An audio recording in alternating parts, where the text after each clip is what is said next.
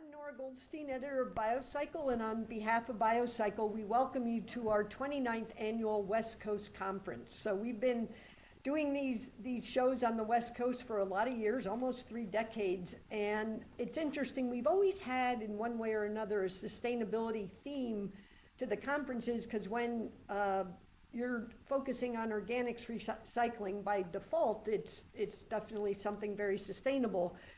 This year, as we actually have done this in the past, but this year probably more than ever, the theme of building climate resilient communities is so important. And that really isn't just about climate resiliency to handle what's thrown at us, but it's really the integrated solution part of what it takes to really be climate resilient and to be able to sustain and support your communities and the populations. And BioCycle really feels like the role that our industries play, our community, really is at the nexus. We can talk food security, energy security, water security, soil security, and those are all things that are really critical to climate resilience. I want to thank the sponsors of BioCycle West Coast 2015, the U.S. Composting Council, Metro, Recology, the Oregon Department of Environmental Quality, the U.S. Environmental Protection Agency, the Northwest Biosolids Management Association, and the Washington Organic Recycling Council. If we could just thank them all for all the help.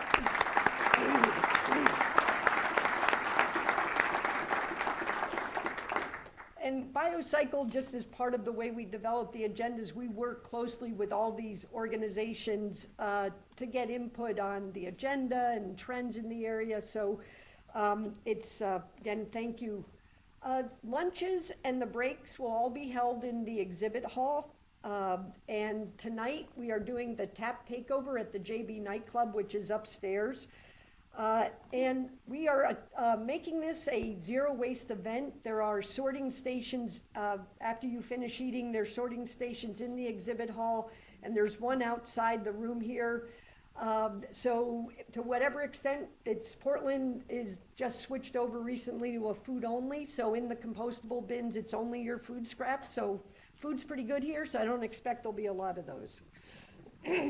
In your bags, you'll find a copy of the March-April issue of BioCycle, and in there we have the West Coast Conference preview section, and many of the, not many because we have probably close to 100 presentations, but there's highlights of some of the presentations you'll be hearing.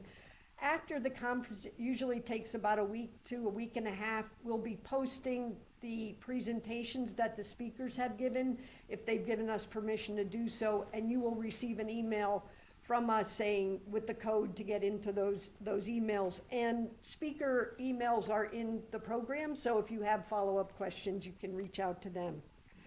The last thing is those of you who are joining us for the tours on Thursday, the buses will be parked outside the grand ballroom doors, and those doors are right by where the BioCycle conference registration desk is. So for those of you taking the tours, think sun, or at least clouds and sun.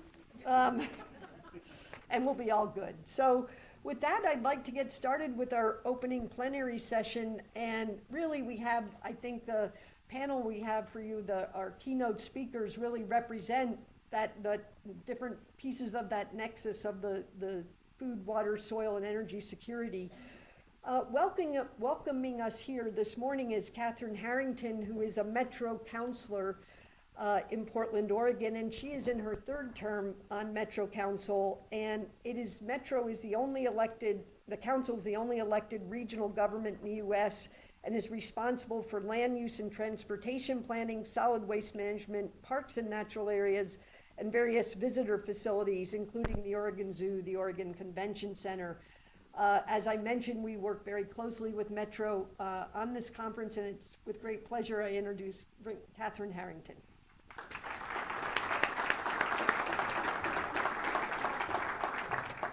Well, good morning. Oh, come on. I know there are a bunch of Hoosiers in the audience because I was speaking with a few of you over the breakfast table this morning. So let's give it a go. Good morning. Good morning. Excellent. Thank you. There you go. I'm really pleased to be here today. This is going to be a wonderful exercise for me and neck flexibility to make sure that I take in the full room of folks here this morning. Ooh, and these are powerful mics. I hope I'm not blasting your ears out. And speaking of ears, for the sake of the speakers who are following me, and they're really great experts in their field, I hope that you will turn the ringers off on your cell phone. I needed to remind myself to do that as well, so I think that's a matter of courtesy. A lot of work has gone into putting this session for you this morning, as well as your subsequent sessions. So welcome to BioCycle West Conference, and welcome to Portland, particularly for those of you who are from out of state. I'm really pleased that you're here visiting us, and we have put in an advanced order for good weather on Thursday, though I have to say we've had such a dry winter that I am glad for a little bit of rain here. But the dogwood trees are blooming. Everything is early this year. I hope that you've had an opportunity to take advantage of a little extra time to explore our great community here in the greater Portland area. As Nora mentioned, I'm Kathryn Harrington, an elected councilor at Metro, the nation's only elected regional government. Metro serves the greater Portland metropolitan area on issues dealing with long-range land use and transportation planning, protecting parks and natural areas, managing the important tourism venues she mentioned, like the Oregon Zoo, the Oregon Convention Center, and guiding the region's solid waste and recycling system. I'm honored to welcome you here today to Portland and to this very conference. And I look forward to hearing ideas and learning more from all of you for how we can do a better job making the most of discarded items we as individuals and businesses simply don't want. This year, my colleagues and I are considering important decisions that will shape the future of our region's garbage and organics system. We're proud of the efforts that we've made to try to reduce food waste, keep more food scraps out of landfills, and put those food scraps to better use, creating compost and energy. For more than a decade, our region's Fork It Over program has collaborated with restaurants and food service providers to share unserved food with local food rescue agencies. Local companies such as Lean Path are working with food service businesses to better assess how much food they buy and reduce waste. On the post-consumer side, the City of Portland implemented its curbside food and waste collection program 3.5 years ago, and it's diverting more food scraps away from the landfill. So we have results that we're really proud of, but we know we need to do more. Our region of 25 different cities collects 28,000 tons of food scraps from businesses each year, and we're working to get more businesses to participate.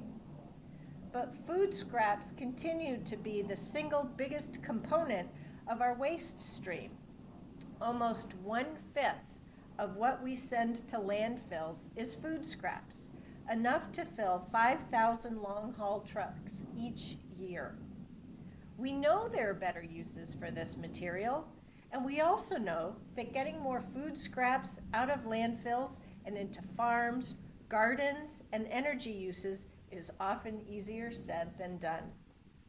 There are challenges, some that you are far more familiar with than I am, but I, as an elected official making investment decisions on behalf of the region, have to understand as well. Challenges, for example, with collection, with ensuring a clean feedstock, with developing and locating new facilities, and with transportation. As an elected Metro councilor, I make decisions that touch each and every one of those aspects and challenges, as do the local city and county officials that I work with as well. As we know, these challenges can be overcome, some a lot more simply than others. And we know many of you have great ideas and great experience as well in overcoming these challenges. That's why your presence here is so important to our region and many other metropolitan areas here in the Western United States. The future is bright for continued efforts to reduce the impacts of our waste on our environment. We know there is talent, expertise, and dedication in this room to keep us moving forward. And we know our collective efforts will pay off. So thank you for being here. I hope that you will enjoy this conference in meeting with your colleagues in this whole industry and help us learn more from one another about addressing these challenges. Thank you for your ideas, your passion, your dedication, and your commitment to new innovation and new improved results that will benefit current but also future generations. I look forward to learning more from you today and into the remaining days of this conference. You'll see my bright shining face in rooms just like this. So thank you.